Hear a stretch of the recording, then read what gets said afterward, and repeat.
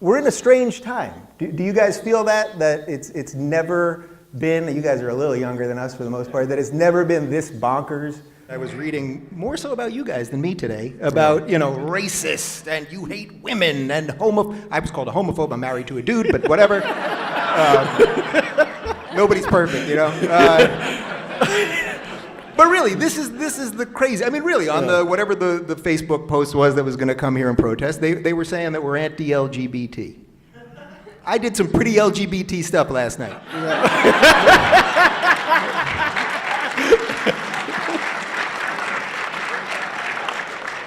Actually, there was no L stuff, but the point is, what the hell was the point? I don't remember what the point was. The point is that the words, these ridiculous words, that no matter what you say, you're a racist, you're a homophobe, you're an Islamophobe, you're all of these things that have no purpose anymore. They've taken. There are legitimate people that hate. There are legitimate people that are prejudiced, that prejudge. Certainly not the people I'm looking at right now. What do we do to untie that with these words now? Well, I think, again, there are many people that are sort of replacing thought with slogans. And they're judging people not as individuals and not by what they say, but what group do they come from and how can I generalize about them and categorize them. And this is something I worry about with this fashion of intersectionality. And there's a reasonable place for an intersectional analysis in activism or social science. But on the campus, it's being taken to an extreme where everyone's categorized as, you're suddenly collectively guilty as a white man or as a white woman, or as people want to put you in your identity category. Let's talk about Nazis a little bit, because they're back. That's a good segue. They're back. I was watching Indiana Jones. I did all three the other day, and punching Nazis has become a thing. And so you guys probably saw this. All right, yeah, you can applaud the idea of punching a Nazi. That's pretty good, right?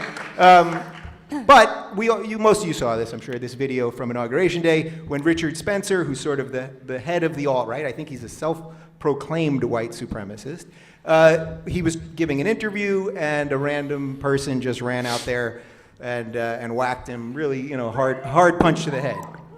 Now, I defended the guy on Twitter, not what he was saying, but his right to say it without being punched. I have family members on both sides of my family that died in the Holocaust. I grew up knowing people that had tattoos on their arms. So I don't take this lightly, but I felt that I had to defend his ability to speak without violence. Are we all on the same page on this? Well, I agree, and I am Jewish, and a Nazi to me is someone so frightening, and it's in the fact that they hold these beliefs is dismaying to me. However, if you punch a Nazi, you are actually punching civil society.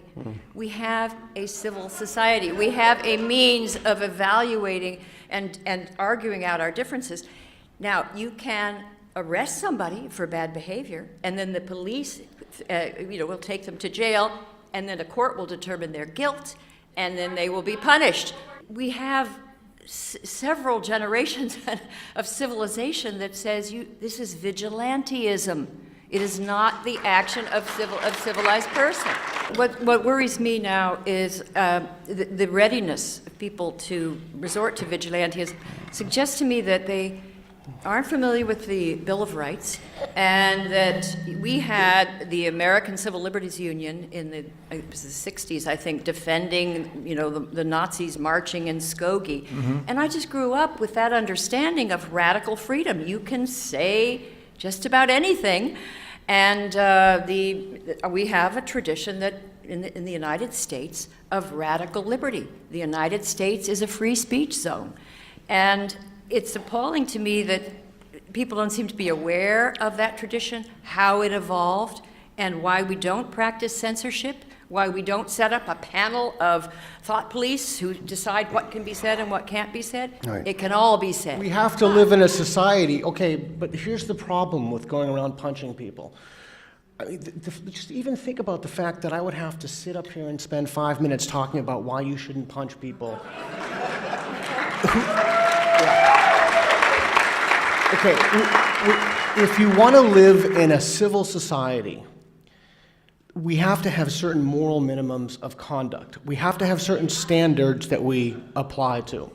And if you want to talk, you're more than welcome to talk. And you don't. Okay, so my family, I'm Armenian, and my family was in the genocide, so I'm very well acquainted with that. Thank you. Okay, so right, but that's the thing. we'll do a Q&A. Everybody Hang tight. thinks that their beliefs are worth punching. We have people who think it's a good thing to murder abortion doctors. You can't deny that. The problem is that the semantic range of the term Nazi will necessarily increase over time. We cannot allow civil society to fall to the idea that if somebody holds a belief that's offensive, that we have to punch them. But even more than that, the problem is that that doesn't give those people a chance to revise their beliefs. That doesn't give them a chance to dispel delusion. And this whole idea of teaching people a lesson, that's bullshit. Cruelty does not teach anybody a lesson. You don't teach somebody a lesson by beating them. What that does is that reinforces the beliefs they already have. If you beat somebody with a ridiculous idea, they don't just suddenly lose their idea, like, oh yeah, someone kicked the shit out of me, I guess I don't believe that anymore. I mean, That's a serious beating you got to give to get the idea out, you know? So you deny that person an opportunity to enter into a rational community. So even if you take a step back from that, we have to talk about what it means to be able to express your beliefs. Look, here's the problem, if I may. People are pissed off.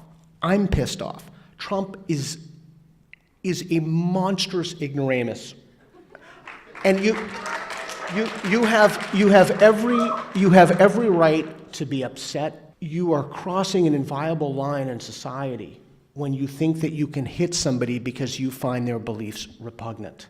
You're upset, and I get it, and I'm upset, but you need to find the right way to discharge your anger. And it's not through inflicting cruelty, it's not through beating people, it's through organized civil disobedience. If these people smashing Starbucks windows and Bank of America, what happens is that those videos are used on Fox News and they go viral. And that reinforces the narrative that we need a strong man. That reinforces the narrative that we need these jackbooted thugs to take down our cities. Every single time you are doing that, you are feeding the far-right narrative, and you need to stop. Do you ever remember a time that the state of free speech, the state of discourse, the state of the ability for people to just do what we're doing here has been harder than it is right now? I don't remember a time, and I will tell you, as a philosophy professor and a woman of a certain age, I have been lecturing on campuses for many years, and typically people would come to debate, or sometimes they boycott, but usually we would have some kind of civil exchange. Well, in the past couple of years, I've gone to campuses where I needed a police escort at Oberlin College, and they had trigger warnings everywhere, posted it all over campus, and they had a safe room where students could escape if they were triggered by my talk. Can you imagine being triggered by this woman? So we have to be able to have civil discourse. We have to be able to have rational discussions where we can speak openly without fear. I don't remember a time where people were so quick to take offense to things. I don't remember a time where people were so fragile that they looked at any remark as a type of cognitive or intellectual vandalism. I can never remember a time in my whole adult life, through all my education, where that's been the case. When your identity is mixed up with your beliefs, it's incredibly hard to revise your beliefs, because the only way to keep your delusions in check, the only way to make sure that you don't believe everything you think, is to tether what you believe to evidence. And you have to go with the evidence, because we all have a kind of myopia in terms of cultural movements and shifts, and so we should be held hostage to what that evidence is and then act accordingly. Because if we don't, our brains are like little belief machines, and we just go around believing stuff. Oh yeah, this. Evidence, it's evidence that keeps your beliefs in check. We have to create a society, a community, and particularly in academia, where we can talk about these things, and hopefully, to circle back, that's not pegged to our identity. Because once it's your identity, man, you're tenacious. You're holding forward, and all the problems that come along with that.